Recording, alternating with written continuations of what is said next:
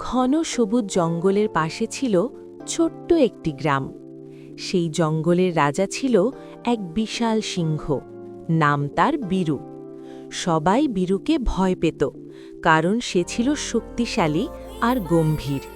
কিন্তু বাস্তবে বীরুর হৃদয় ছিল খুবই নরম।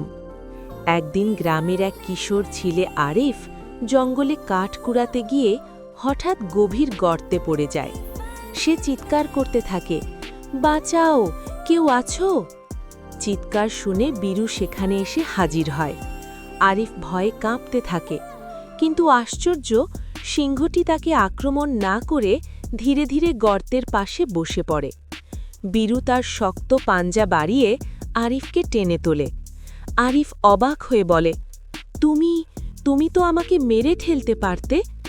বীরু যেন চোখের ভাষায় বলল, শক্তি শুধু আঘাত করার জন্য নয়, রক্ষা করার জন্যেও। সেদিন থেকে আরিফ প্রতিদিন জঙ্গলের ধারে এসে বীরুর সঙ্গে কথা বলত।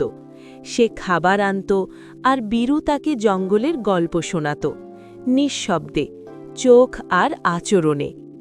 একদিন শিকারীরা জঙ্গলে ঢুকে বীরুকে ধরার ফাঁদ পাতে। আরিফ তা দেখে দ্রুত গ্রামের মানুষদের ডাকে। সবাই মিলে বীরুকে মুক্ত করে। সেদিন বীরু আকাশের দিকে গর্জন করল, কিন্তু সেটা ছিল ভয়ের নয়, কৃতজ্ঞতার গর্জন। তারপর থেকে গ্রাম আর জঙ্গলের মাঝে আর কোনো ভয় ছিল না।